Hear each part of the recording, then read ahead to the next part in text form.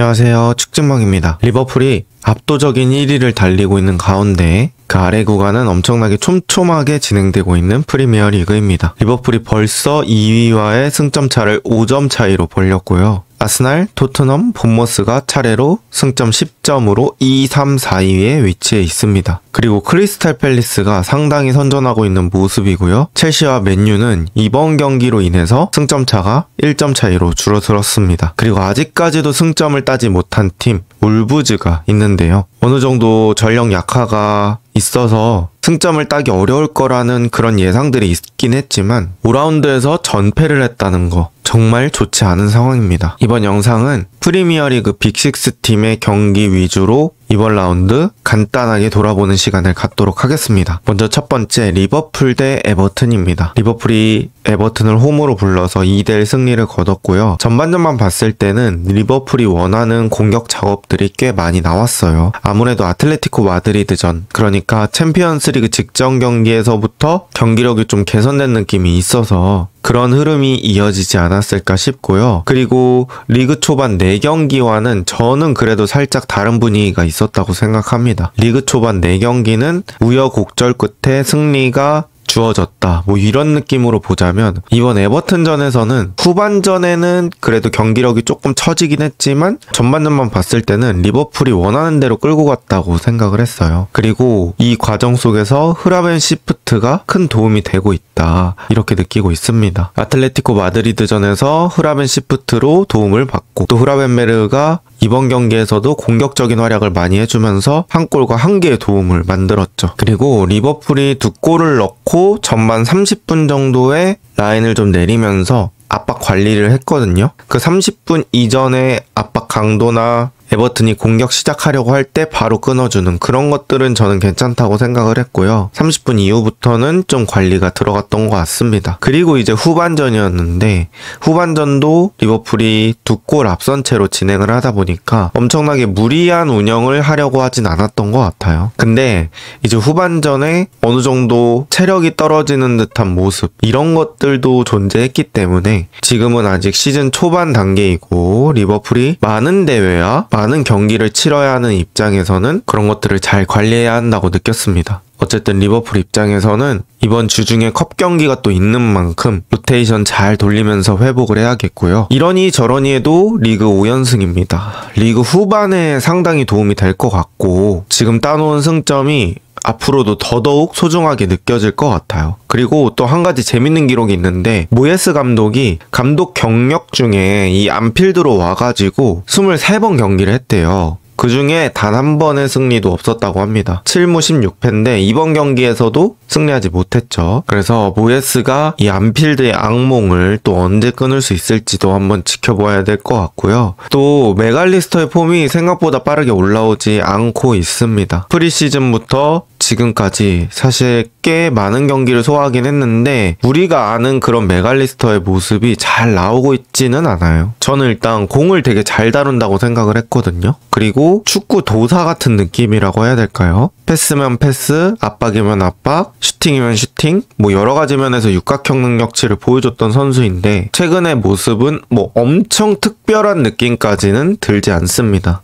그래서 맥알리스터의 폼이 또 언제쯤 올라와 줄지 이런 것들이 중요 포인트가 되지 않을까 싶습니다. 그리고 에키티케가 계속해서 득점 행진을 보여주고 있습니다.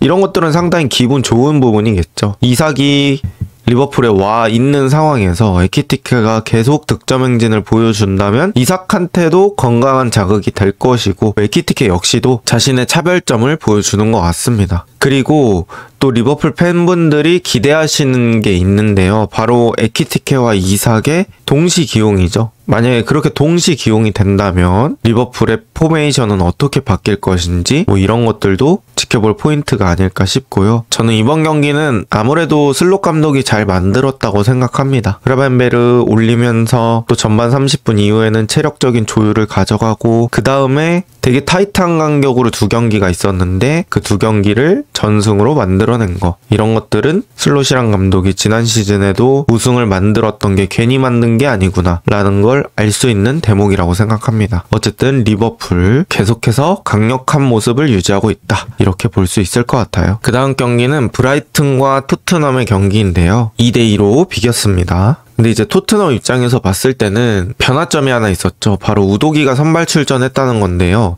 이 우도기의 퍼포먼스가 생각보다 왼쪽 공격에 많은 도움이 됐습니다. 그리고 우도기가 공수 양면에서 되게 좋은 모습을 보여줬거든요. 초반에는 뭐 하프 스페이스 많이 들어가면서 컷백 내주는 그런 장면들도 좋았고요. 또 경기를 지속하면서 브라이튼의 민테라는 선수가 되게 몸이 많이 올라와 있었어요. 근데 민테가 한 골 득점을 하긴 했지만 그 이후에도 움직임 같은 게 되게 좋았거든요. 근데 우도기가 민테를 제때제때 잘 억제해줬던 것 같습니다. 만약에 민테를 그렇게 억제하지 못했다면 또 토트넘은 추가 실점하면서 어려운 게임을 가져갈 수도 있었겠죠. 어쨌든 민테가 아주 좋은 모습을 보여주고 있었는데 우도기의 만점 활약으로 토트넘은 추가 실점은 하지 않을 수 있었고요. 그럼에도 왼쪽 윙어에 대한 고민은 지속이 되고 있습니다. 오도베르 나와서 뭐 최악의 모습까지는 아니었지만 존슨, 오도베르, 시몬스, 텔 이 중에 딱 눈에 띈다 라는 느낌까지는 아니었어요. 그래서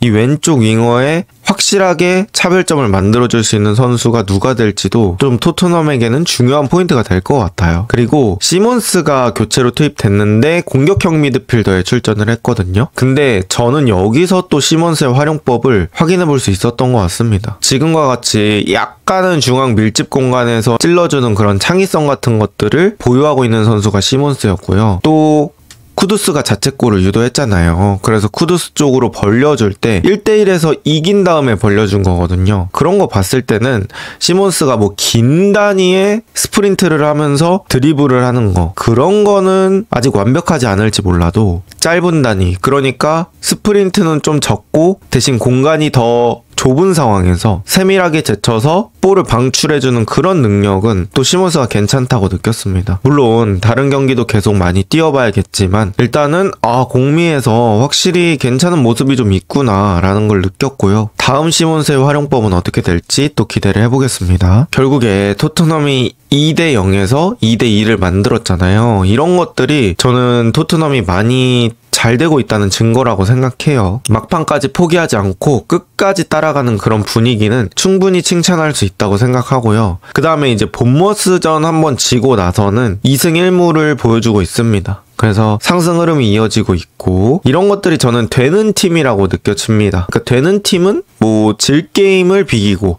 비길 게임을 이기고 이런 것들이 있기 때문에 현재로서는 토트넘이 그런 궤도에 올라가 있다. 이렇게 얘기할 수 있을 것 같고요. 쿠두스의 1대1이 토트넘에게 아주 큰 변수를 많이 만들어준다 이런 것들을 느꼈습니다. 다만 쿠두스가 공을 잡았을 때 너무 땅만 보면서 드리블하는 순간이 가끔씩 있더라고요. 그래서 그런 빈도들을 조금만 더 줄여준다면 아주 간결하고 또 드리블 칠 때는 쳐줄 수 있고 그런 선수가 되지 않을까 싶습니다. 근데 사실 쿠두스가 빼면 안 돼요. 너무 잘하기 때문에 토트넘 전술에서 매우 중요한 선수이기 때문에 빼면 안 되는데 그래도 또 빼야 됩니다. 오래 쓰려면. 그래서 이번 컵 경기에 쿠두스에게 휴식을 또 줄 수 있을지 이런 것들이 중요할 것 같고요. 베리발이 최근에 되게 상승세를 보여줬었잖아요. 근데 이번 경기에서 실점의 기점이 되는 걷어내기가 있어가지고 베리발 스스로도 조금은 심리적으로 불안할 수 있거든요. 근데 이제 이런 것들을 극복하는 어린 선수들은 더 큰 선수가 되는 거고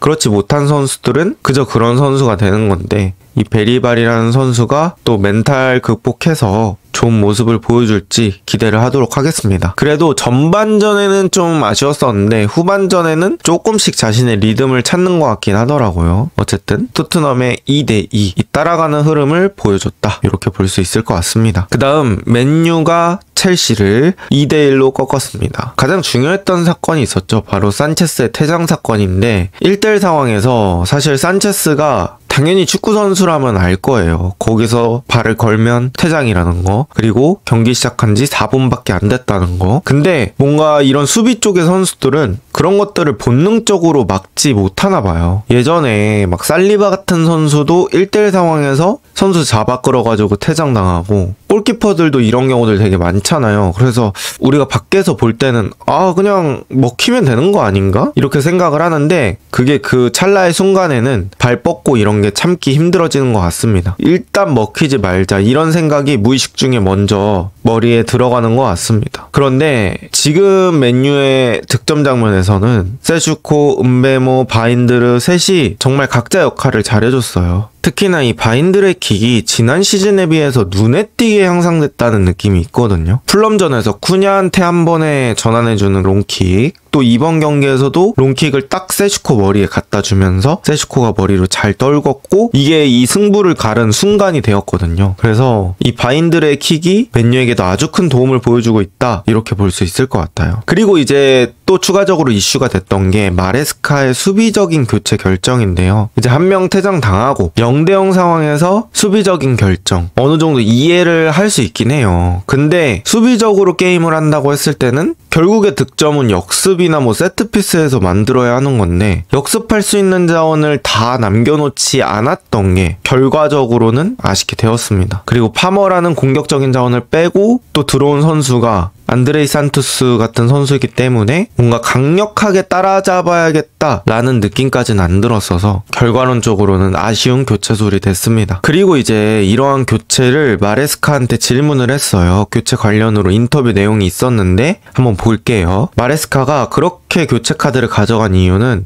이제 우리가 11대 11일 때는 포백으로 수비가 가능하다. 근데 우리가 한 명 더 모자란 상태일 때는 수비폭을 넓혀야 된다고 생각을 했다. 그래서 5백 체제로 바꾼 거고, 자기는 그렇게 생각을 했다, 이렇게 얘기를 하더라고요. 그리고 기자가 산체스 같이 한 명 퇴장당하는 게 낫냐, 아니면 그냥 그 상황에서 한 골도 먹히는 게 낫냐, 이렇게 얘기를 했는데 마레스카가 그냥 한 골 먹히는 게 낫다, 이렇게 대답을 하더라고요. 그래서 마레스카는 약간 우리가 추측했던 것처럼 진짜 수비를 일단 강화하려고 했던 것 같습니다. 퇴장을 당했을 때 당시에는 0대 0이었기 때문에 뭐 전반은 어떻게 무실점으로 버티면서 후반을 가져가려고 했던 것 같은데, 결과론적으로는 아쉬운 수가 되었죠. 그 다음 맨유가 득점 만들었던 장면 있잖아요. 롱패스 딱 날려가지고 세슈코 머리 맞춰서 은베모한테 떨궈주는 거. 근데 이게 알고 보니까 약속된 공격 패턴인 것 같더라고요. 맨더비에서도 세슈코한테 때리고 은베모가 직접적으로 침투하는 그런 장면들이 또 나왔습니다. 근데 저는 이제 맨유가 좀 아쉬웠던 점, 전술적으로 아쉬웠던 점이, 킥을 때리고 은베모가 공을 잡는 위치가 너무 골대와 먼 위치에서 항상 공을 잡는 듯한 느낌이 들었거든요. 근데 이런 식으로 공이 넘어갔을 때 은베모가 직접 득점할 수 있는 그 정도의 위치에 떨궈다 주면 또 은베모는 충분히 득점할 수 있는 선수잖아요. 그래서 저는 큰 게임 같은 경우에는 뭐 애초에 가지고 있던 그런 전술도 중요하지만 저렇게 하나하나 세밀하게 신경 쓰는 전략도 되게 중요하다고 생각을 하는데, 어쨌든 아모린 감독이 또 요런 부분은 잘 준비했다고 볼 수 있겠네요. 그 다음에 후반전 28%의 점유율을 가져갔던 맨유입니다. 사실 2대 0이고 맨유가 분위기상으로도 앞서가고 있긴 했지만 또 후반전에는 첼시가 공격을 많이 하는 흐름이 됐었거든요. 그런데 그 상황에서 이 앞서가고 있는 점수를 지키는 것도 필요하잖아요. 그런 상황에서는 더리우트가 정말 수비적으로 많은 기여를 해줬던 것 같습니다. 엄청난 커버 범위를 보여줬고요. 커팅 능력, 경합 능력 엄청나게 좋았던 것 같습니다. 그리고 카세미루가 거기서 카드 안 받고 컨트롤이 조금만 더 있었다면 맨유가 공격적으로 더 압도할 수 있었는데, 그런 것들은 좀 아쉬운 부분이라고 볼 수 있겠습니다. 어쨌든 맨유 입장에서는 또 첼시라는 만만치 않은 상대로 소중한 승리를 거둬냈다는 거, 이건 또 분위기 반전의 중요한 부분이 될 수 있을 것 같고요. 과연 아모림의 운명은 어떻게 될지 지켜보도록 하겠습니다. 그 다음 아스날 대 맨시티입니다. 아스날, 맨시티 1대1로 비겼고요. 마르티넬리가 최근에 득점 감각이 진짜 미쳤습니다. 뭐 저번 빌바오전은 슈팅이 약간은 정면으로 갔었던 게 있어서 완벽한 슈팅이라고 볼 수 없는데, 사실 이번 득점은 정말 부족함 없이 엄청난 난이도의 득점을 성공시켰습니다. 그래서 마르티넬리 이렇게 체력 남아있을 때 빠른 스피드로 상대의 뒷공간을 공략해줄 수 있는 그런 상황에서 교체로 계속 써보면 어떨까라는 생각이 들었고요. 요케레스 활용법에 대한 고민도 저는 아스날이 좀 들 것 같았어요. 왜냐면 요케레스가 지금 경기에서 득점하고 있는 게 되게 명확하거든요. 본인들보다 약팀일 때는 계속 득점을 하고 있지만 이런 빅6라든지 어느 정도 높은 레벨의 상대를 만날 때는 요케레스가 사실 득점이나 엄청나게 결정적인 변화들은 좀 아쉬운 편입니다. 그런데 저는 이제 이번 경기에서 요케레스가 장점을 보여줄 수 있는 장면 한 2개 정도 있었다고 생각을 하거든요. 근데 이제 그때 살짝 아쉬웠던 게 바로 요케레스의 스피드였어요. 그러니까 스포르팅 때랑 정확히 비교를 해봐야겠지만 제가 봤을 때는 요케레스가 몸이 조금 더 무거워진 느낌이 있거든요. 그러니까 컨디션이 무겁다 이런 느낌보다는 체중이 더 늘어난 느낌이 있습니다.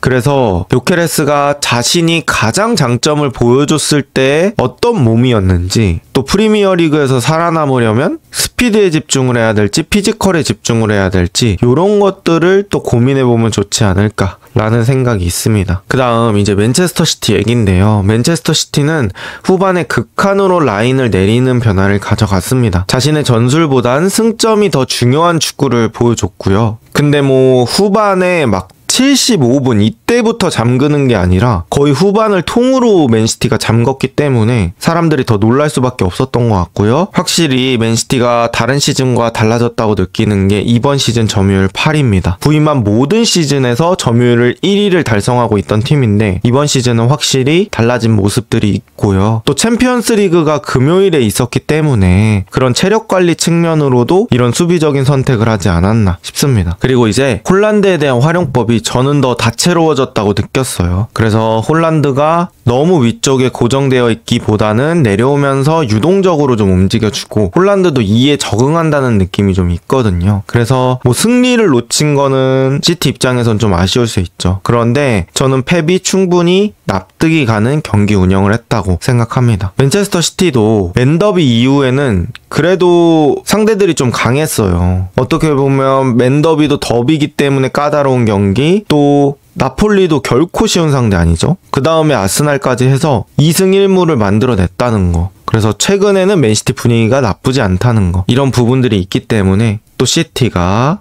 리그에서는 어떤 순위를 가져갈 수 있을지 기대해 보도록 하겠습니다. 이번 영상은 여기까지입니다. 좋은 하루 보내세요.